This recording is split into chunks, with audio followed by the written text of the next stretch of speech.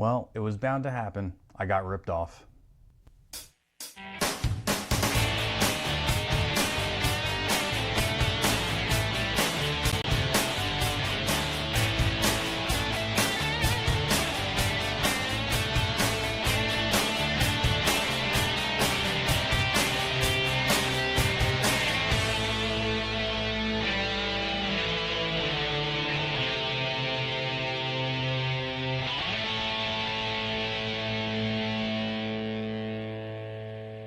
What is up, everybody? Welcome back to another episode of the Guitar Gear Trader channel. I'm Steve, coming at you from Nashville, Tennessee. And today, before we get into what the ripoff that I underwent, if you would do me a big favor and hit subscribe, hit the bell, leave a comment on the video, and I'd really appreciate it. It's going to help me get into your algorithm, help me get out to people so that they can see my content. If you like it, like I said, hit the subscribe button, hit the bell, tell somebody else about the show, and follow me on Instagram as well. My Instagram is @GuitarGearTrader. So please do me a favor, follow me there, subscribe, hit the bell. Appreciate it. All right, so let's get into what happened. Not every story that I'm going to have on this channel is going to be a positive, happy one, unfortunately.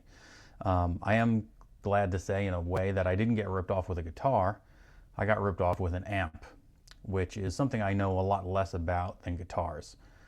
And if I buy a guitar, if I trade a guitar and I bring it home and something's broke or something's not right, I can fix those types of things. I have a box of guitar parts, I have boxes of pickups and different pieces of hardware and tuning pegs and machine heads and bridges and things like that. I can solder wires back onto a pot or something like that. I can even change a pot if I need them. I have things left over from all the trades that I've done and all the mods that I've done on my guitars over the years. So that's not a big deal. But amps, that's a different thing. I don't know a lot about amps. I'm just starting to really get into different types of amps and different sounds for different types of amps. So this is new to me, and I made a mistake, and I'm going to learn from that mistake. I'll never make that mistake again. And that's all you can do in life, right? Right? You can just learn from making mistakes, and it makes you better, hopefully. So just to give you a quick, understanding of my amp life, right? When I first started, I was just like everybody else, went out and got myself a nice little solid state amp. It was probably like a little 1x10 Vox Valtronics type of thing. And then I remember, quickly moving up to a 2x12 Crate 50 watt amp that had 2 channels on it. And I really, really enjoyed that amp. I think I played a couple of gigs with my first band, Life-Sized Humans. I think we played 3 or 4 gigs and then called it quits. But that amp did me well. It had 2 channels. I really learned how to, kind of use those 2 channels in the best way I could. And then I finally got my hands on a tube amp. And from that point on, I never looked back. And I know there's lots of talk about tube amps versus solid state versus, effects processors and things like that. And for me, it's just tube is the best sounding thing to my ears. It's the best feeling thing when you're playing it. It really pushes the air behind you when you're playing, and it's so warm and rich, and I really like the sound of a driven tube amp. Nothing against solid state stuff. It's all really good, and they all have their own purpose. I use, effects processors when I'm in my house, and I don't want to keep my family up at 1 in the morning, and I can play with headphones on, and it's really nice. Or if you were to do maybe like a church gig and you didn't want to bring a whole bunch of equipment, you can throw that down on the floor. Or if you were just, doing a solo gig and, you had to pick it up and move real quick and go on to the next gig, maybe you're doing 2 gigs in one day, and it's something like that's really easy and it's very helpful. And even with recording stuff, you can really dial in and get different amps and cab heads, and it's all in one thing, which is great. Me, I'm old school. You all know I'm old school. I love old stuff. I love old trucks, old guitars, and I like old school amps. I like solid valve amps with tubes in them. So I remember my first tube amp, I want to say, was a Bogner Alchemist, which I really, really liked. Loved that amp. It was a 2x12 cabinet with offset speakers, which was pretty cool. And it had this giant pedal board, giant foot switch that had, controls for delay and reverb and your 2 different channels, and you could really dial in lots of cool different things. It had lots of switches on the front. I think that was too much for me at the time. I didn't know how to use all that stuff. I was still a very kind of beginner at playing live and playing, at gigs and things like that. And eventually I wanted what the Beatles had. You all know I'm a Beatles fan. So I got myself a Vox AC30. I wanted a 2-channel amp, and a Vox AC30 is a 2-channel amp. What I realized real quick was that you couldn't they weren't foot switchable, the channels. You could, with the foot switch given to you with a Vox AC30, you can control the reverb or the tremolo that's on it, but you couldn't control the channels. And for me, that was an issue because I wanted one channel that was clean and I wanted one channel that was, you know, crunchy or overdriven, and I couldn't do that. And at the time, I didn't realize that they sell things like AB switchers, and you can use the AB switchers to plug into both channels of the amp and just switch between the channels. I didn't know that at the time. So I remember selling that amp, and I ended up with an amp I really like and I loved for many, many years while I was you know, playing live shows, was my orange TH30. Now the TH30 at the time was brand new. It was the brand new orange amp that came out, and it was a 30-watt 2-channel amp that had very minimal controls on it. And I had the head and the 2x12 cabinet, and that's what I gigged with for many years. When I moved to Nashville, I ended up selling that amp, and I got the combo version of that amp, and that's what I use today. But I want to diversify my amplifier collection. I'm at a point with my guitars where I don't want to sell any of these. I really love the collection that I have, and I don't want to get rid of any of these guitars, which is exactly where I want it to be. And I really can't afford to get many more high-end custom shop Gibsons or Fenders. But amps, especially in the used market, they're pretty affordable, right? You can get a really nice amp for under $1,000, and you can get super, super nice amps for, you know, under $2,000. Where the guitars that I'm into now, vintage stuff or custom shop stuff, you're going to spend $3,500, $4,000 easy on things like that, and that's not something that I can sustain for a long amount of time. Pretty much, this is the the cutoff for that. So I've been looking online, and I recently had purchased my first Marshall ever off some college kid who was just trying to clean out his dorm room. And he had a DSL 40, and he wanted $350 for it. And I was like, oh, that's cool. You know, I read up on them, and some people like them and some people really don't like them. But I never had a Marshall, and I thought it was a good entry into an all valve Marshall combo amp. So I get it from him. I love it. I think it works great. And like I said, I never had a Marshall before. I tried playing through Marshalls. Like when we went to the studio to rehearse, they always had Marshall half stacks. They always had like the JVM 800 or something like that. And I could never dial it in right. It always felt very tinny to me or too trebly to me. And I always had trouble dialing in those amps. My lead guitar player in the band, my buddy Nicky, he was always great at dialing amps in like that and doing pedals on, you know, and sounds and effects on foot switches and things like that, and pedal boards. I was never one for that. I just wanted to crank the gain, crank the volume, and just go at it. That was kind of my style, and maybe put a little reverb on it so you didn't hear all my mistakes. But I was always scared of Marshalls. They always had so many knobs, right? They always had so many knobs. But this DSL 40 just has one row of knobs, and it's pretty simple. It's, you know, it's your regular 3-band EQ, high, mid, low, gain, master volume, and volume, you know, clean volume. And it has 2 channels, and I really liked it. But recently, like I said, I want to up my amp game, and I went out and I got that. I don't know if you can see it in the corner there. That is an orange Rock Reverb 50. All right, so I still have the TH30, which I have at my rehearsal space with the band I'm currently playing with now, and that's a great little practice amp. I could easily bring that out too. It's only a 1x12. This is a 2x12 with 50 watts. It's a big 50-watt amp. It's pretty loud. I got to bring it in to get it checked out. It's a little noisy. I don't think it should be as noisy as it is, but I traded a Telecaster for that, which if you watched my Stratocaster GT11 video, you'll hear about that amp. And I noticed on Facebook that somebody was selling a JVM 210C. Okay, and the JVM amps were really cool at the time they came out. They don't make them anymore, but my buddy Nicky had one in our band and back in New York, and they are really cool because they have 3 channels. You have a clean, you have an OD1 and an OD2, overdrive 1 and 2. And each one of those channels has 3 modes each. They have a green, a yellow, and a red, like a traffic light. And the green is the least amount of gain. The yellow is a little bit more gain. The red is the most gain for that channel. So if you go to the clean channel, you have clean green, clean yellow, clean red. And it basically is just increasing gain. And then when you go to overdrive 1, it's just a continuation of that. The green is the green on the OD1 is more than the red on the clean, you know, and it keeps stepping up gain and stepping up gain and stepping up gain. Now the real seller to this amp is this foot switch. Okay, this foot switch, you can program the amp and save your settings on these 4 buttons. So the amp on the front of it, and I have a picture here for you. Okay, so on the front of this amp, what you have is on the, I guess it would be your left-hand side where the 2 rows of knobs are.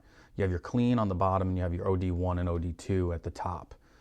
And you can click it like the bottom row, the clean channel, green, yellow, red, or the OD1 clean, green, yellow, red. And on the right hand side is your EQ. You have your mids, your highs, your lows, your gain.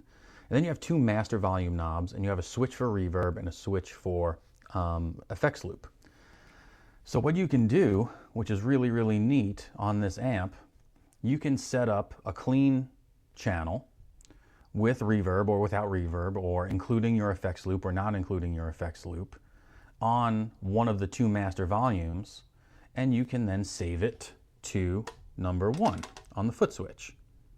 Then if you wanted to, you can go to overdrive 1 on, you know, get a nice crunch sound, like a nice rhythm crunch sound, turn your reverb on or off, turn your effects loop on or off, keep it on master volume 1, and then you can save that to foot switch number 2. And then if you wanted, you can go to overdrive 2, which is really, really heavy gain. Say you want that for a solo, or say you want that for maybe you have one Metallica song in the set list and you need to get as much gain as you possibly can. You flick that on, you put your reverb or your effects loop into it, and you can save that onto patch 3. And let's say for me, I'm a rhythm guitar player, right? So I always need a channel that has a little bit of a volume boost. A lot of times I'll use my EQ pedal on my pedal board, but for this amp I thought it'd be really cool because it has that second master volume. So whenever my lead guitar player goes into his solo, I can save a channel that is the same sound as my crunch channel, but my master volume may be 1 notch louder or a notch and a half louder. And I can save that onto, you know, channel number 4. And you can do it any way you want. You don't have to do the ways that I just said. Those are the ways that I would like to have it set up. So, and why is this helpful? This is helpful because instead of, you know, trying to hit 3 switches on your pedal board off and switch 1 on, you can literally set it up to where you hit this button and all the pedals in your effects loop go on and it goes to clean, and then you hit this button and all the effects loop pedals go off and it goes to crunch. Right? We do one of those songs from Live, the band Live. It's All Over You. And during the verses of All Over You, it's clean with a little bit of delay, and I put a little bit of phaser on the clean while I do arpeggios. And I have that set up, or I would have liked to have it set up on channel 1, where it's clean with distortion, not clean with delay and a little bit of phaser. So I could have hit 1 and it would have made the amp clean, and it would have turned on the 2 effects loop pedals, my delay and my phaser. And then once we get to the chorus, the All Over You part, I hit button 2 and it turns off my 2 effects loop pedals. I don't want the delay and the phaser on anymore, and it puts me on my crunch channel. And then when I want to go back, when that chorus ends and I want to go back to that clean verse, I hit this, and my phaser and delay and my clean channel all get engaged with 1 pedal. So it's 1 click instead of 3 clicks, because I was really struggling with that in rehearsals, trying to get all that right. So, like I said, I find this amp on Facebook Marketplace, and I've never had any issues on Facebook Marketplace throughout all the years. And I call the guy, he in his description he says it all functions as it should. He wants $850 for it. I go on to Reverb. I notice that they're selling these from $1,200 to $1,500. Some have the foot switch, some don't. I ask him if he has it. He says yes, shows it to me. I call up my friend Nicky. He says, yeah, it's a great amp as long as the foot switch works. Sometimes he says the foot switch can be finicky. So I said, okay, no problem. I'll give it a shot. For 800 bucks, I think it's a good deal. So I call the guy up. He lives in Atlanta. I live in Nashville. We drive halfway and we do the deal. I give him $800 in cash and he gives me the amp. Now I bring it home. I'm so excited. The whole time, the whole drive home, an hour and a half, 2 hours drive home, I'm thinking about what I'm going to put on 1, what I'm going to put on 2, what I'm going to put on 3, what I'm going to put on 4, how it's all going to work within my set list of all the songs that we're playing in the band. I'm so excited about it. And I get home and I turn the amp on and I plug in the foot switch and see all these little LED, this whole thing is LED lights. There's 4 different LED lights. Not a single one of them lights up. Not a single one of them lights up. And I start getting nervous. I start hitting the switches. Nothing's happening on the face of the amp. Everything on the face of the amp works. I can click all the knobs and I can turn all the knobs and click all the buttons and it switches all the channels by hand, but this is doing absolutely nothing. Now it takes a 1/4 inch cable, and Marshall says you can use any 1/4 inch cable that you have, doesn't matter, instrument cable, whatever. So I was using just a regular instrument cable because he didn't give me one with the amp. And I tried 3 different cables, none of them worked. I tried a stereo cable, that didn't work either, because that was when I called up Nicky. I said, Nicky, it doesn't work. He goes, try a TRS cable, a stereo cable. And that didn't work either. So then I got really upset and I texted the guy and I was like, listen, he had mentioned to me when he gave me the amp, when we did the deal, he goes, I could never figure out the foot switch. He goes, I got it in a trade and I could never figure out the foot switch. So I email him, I text him or whatever, and I was like, listen, there's a big difference between I can't figure this out and it doesn't work, like it doesn't function. It doesn't function. It's not that he can't figure it out, it just doesn't work. That's the deal. And he, in my opinion, was very misleading and he wasn't honest about it, and I told him that in the text, and what did he do? He blocked me. He blocked me, and that's not cool. I couldn't review him as a buyer. I couldn't I can find his profile. His name is Matt Smith, so don't buy anything from Matt Smith in Alabama because he's probably going to rip you off.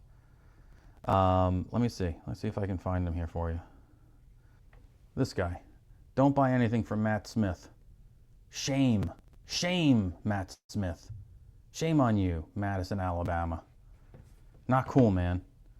I did a trade about a couple weeks ago. You can see the video on it. I traded a PRS for a PRS. It's the one with the blue 408 on the thumbnail. The guy got home, found a dent on the back of the guitar, called me up, says, I'm really upset about this dent. You said it was mint. It's not mint, there's a dent. I said, dude, I will drive back to Chattanooga and I will give you your guitar back and I'll take my guitar back.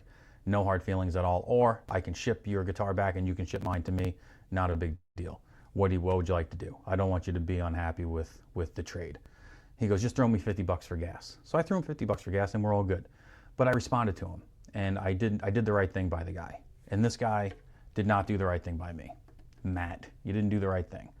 So now I go on Facebook, I go on the internet and I try to find out what I can do about this. Can this be fixed? Can it not be fixed? I have no idea. So I find out that the JVM amps have MIDI inputs and outputs on the back of the amp. So I do some digging and I buy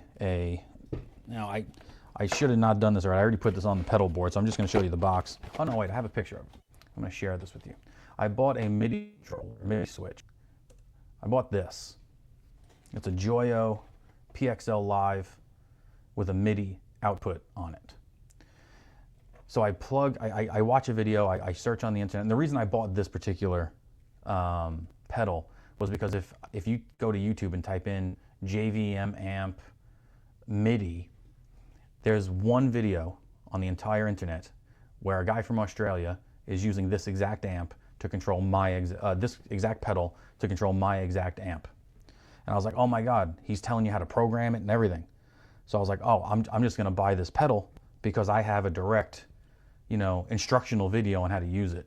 So I'm definitely gonna use this, this pedal. So I go buy it, cost me another $150.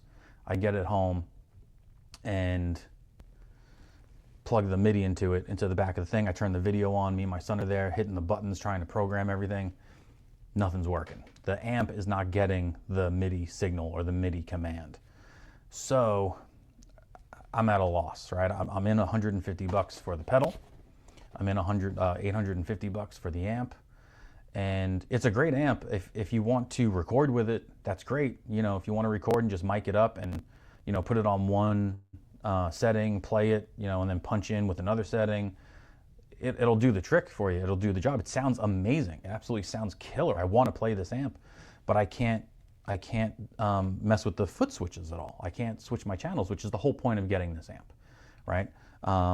Basically, it's a DSL on steroids, right? It's a DSL with 5 or 6 more options incorporated into it, essentially, with better tone. So as of right now, I have this amp back up on Facebook with the information that the foot switch doesn't work.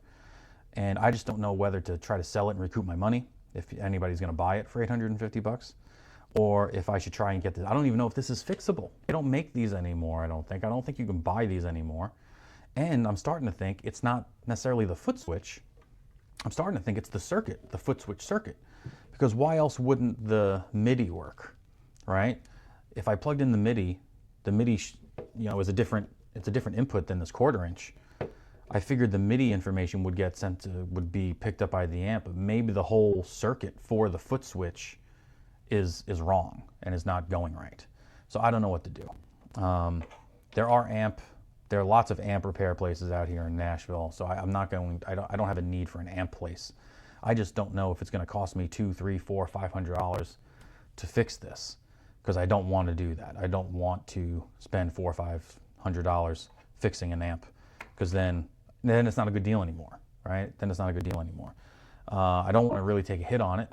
I don't want to trade it for, you know, I can't trade it for a nice guitar. It's only, at its best, peak performance, it's only a $1,200, $1,300 amp at this point. You know, so what can I get for it? You know, I can maybe get a nice Epiphone Casino that maybe was made in the USA, or maybe was an elitist model or something, or a custom shop, Korean custom shop model or something like that. But I really wanted this to work. But, you know, silver lining is that this thing's really actually pretty cool. You know, this pedal is actually really, really neat. Basically what it is, it's a switcher. And if you don't know what a switcher is, essentially you can plug each one of your pedals into an individual effects loop. And you can program this switcher. Say you hit A, you know, the switch, A switch. You can program up to 8 pedals. I think, it's 8 pedals. You can plug in 8 different pedals into this switcher. And you can control 8 pedals at once. Or you can control up to 8 pedals at once. So, for instance, say you want a clean sound with reverb and compression and delay. You can program all those pedals to be on A when you hit the switch. And then when you hit B, you get your overdrive pedals or your tube screamer with a compressor and a phaser and a delay. And it'll turn those pedals, it'll turn the pedals you don't want on off, and it'll turn the pedals you want on. And you can have any combination of those 8 pedals that you want. And you can also control the amp channels. It has a dedicated tuner output on this, so you can still have your expression pedals and your tuner going at the same time. So I'm really, you know, I can't wait to start playing with this. I started playing with it earlier today. The only thing is you need tons of patch cables, because each pedal, both patch cables one patch cable goes into the in, one patch cable goes into the out. So you need 2 patch cables per pedal, which is going to basically double the amount of patch cables you would need if you just daisy chained your pedals together like in a normal pedal board. It does have an effects loop, so you can put, if you take a look here, these 4 channels here above the A and B, those 4 inputs for those pedals go to your effects loop, where the other ones go before the amp, essentially. Okay, so I am pretty excited to mess with that. So that is, if there's a silver lining, that's going to be it. I don't have many pedals. I only have about 5 or 6 pedals. I have an EQ pedal that I use for like a clean boost or a mid boost when my lead guitar player goes into his solos. I don't want my guitar to get lost in the mix. So when he goes to his solos, I push that EQ pedal on. I have a DD3 Boss delay. I have something called a Scran overdrive pedal, which is like it's an overdrive pedal that kind of emulates like 90s distortion, like Oasis kind of distortion, stuff like that, and like 90s alt rock kind of stuff. I have a Phase 90. I have a Chorus by MXR, and I want to say that's pretty much it. I have 5 pedals. You know, I rely on the reverb that's in my amps. I might go out and get a Holy Grail reverb for my TH30 because the TH30 doesn't have any built-in reverb. But we'll see how much room I have on my pedal board after I configure this whole thing.